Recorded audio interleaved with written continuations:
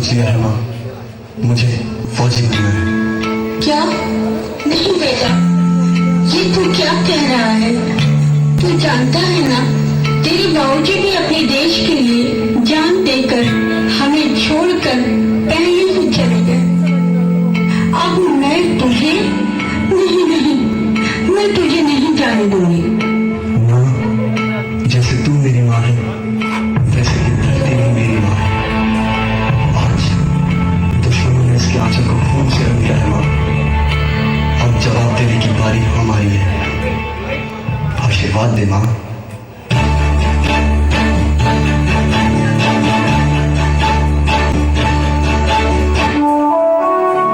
Well done.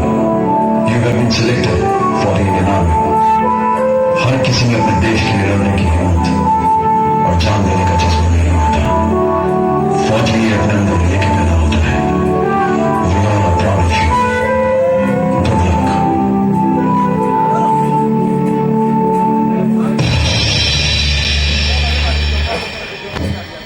Vikram Singh, हम सब तो यहाँ फौज में किसी न किसी मकसद से आए हैं, लेकिन अगर हमें कुछ होता है तो हमारे घर वालों को देखने के लिए कोई ना कोई है।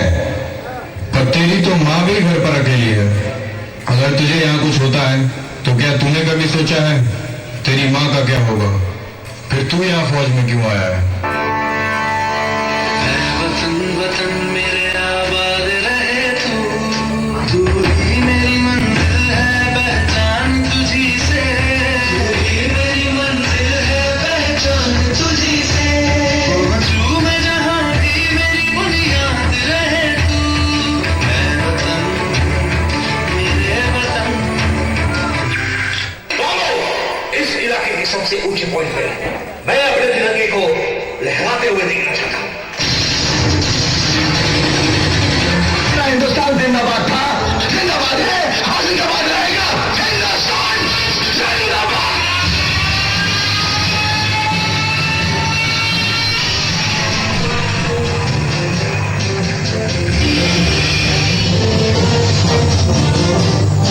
जवानों, दुश्मन देश की तरफ से कभी भी हमला हो सकता है। सारी बटालियन तैयार।